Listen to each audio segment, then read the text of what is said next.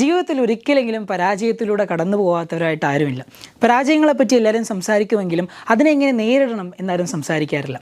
How to handle failure without breaking down എന്ന വിഷയത്തെപ്പറ്റിയാണ് ഇന്ന് നമ്മൾ സംസാരിക്കാൻ പോകുന്നത്.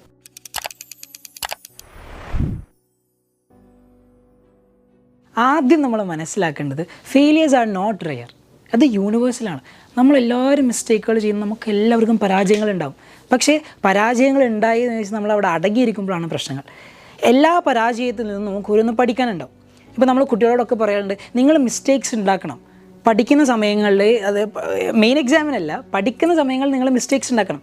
കാരണം മിസ്റ്റേക്സ് ഉണ്ടായാലേ നമ്മളത് നോട്ട് ചെയ്യുള്ളൂ, നമ്മൾ ശ്രദ്ധിക്കപ്പെടുള്ളൂ. കാരണം നമ്മുടെ ഹ്യൂമൻ മൈൻഡ് പോലും ക്രിയേറ്റ് ചെയ്തിട്ടുള്ളത് അങ്ങനെയാണ്. അതുകൊണ്ട് മിസ്റ്റേക്കുകൾ നിരന്തരമായി ഉണ്ടാക്കണം, അതിലൂടെ നമ്മൾ പഠിക്കണം.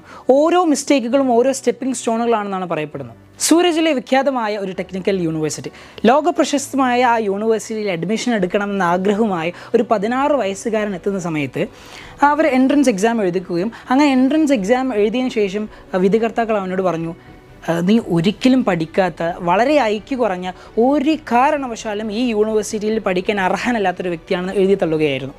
അന്ന് അവിടെ ആർക്കൊക്കെയാണ് അഡ്മിഷൻ കിട്ടിയതെന്ന് അറിയില്ല, പക്ഷേ അന്ന് കിട്ടാതെ പോയത് ആൽബർട്ട് ഐൻസ്റ്റീൻ ആയിരുന്നു.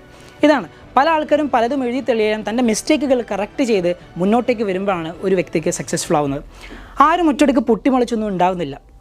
എന്തിനു പറയുന്നു, നമുക്ക് ഇൻസ്പയർഡ് ആവാനും മോട്ടിവേറ്റഡ് ആകണം, പുതിയ വലിയ സിദ്ധാന്തങ്ങളുടെ ആവശ്യമൊന്നുമില്ല. നമ്മുടെ പിന്നിലൂടെ കടന്നുപോയവരുടെ കാൽപ്പാടുകൾ നോക്കുമ്പോൾ, അല്ലെങ്കിൽ അവർ എഴുതി വെച്ച കാര്യങ്ങൾ മനസ്സിലാക്കുമ്പോൾ, അതുതന്നെയാണ് ഇൻസ്പിറേഷൻ, അതുതന്നെയാണ് ഏറ്റവും വലിയ മോട്ടിവേഷൻ എന്ന് പറയുന്നത്.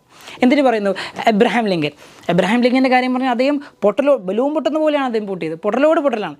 അദ്ദേഹം ബിസിനസ്സിൽ പരാജയപ്പെടുന്നു, ഇലക്ഷനുകളിൽ പരാജയപ്പെടുന്നു, മൾട്ടിപ്പിൾ ഇലക്ഷനിലാണ് അദ്ദേഹം പരാജയപ്പെടുന്നത്. ഒരുപാട് ഇലക്ഷനിൽ പരാജയപ്പെടുകയും അദ്ദേഹം നെർവസ് ബ്രേക്ക് ഡൗണിലേക്ക് വരെ പോവുകയായിരുന്നു ചെയ്തത്.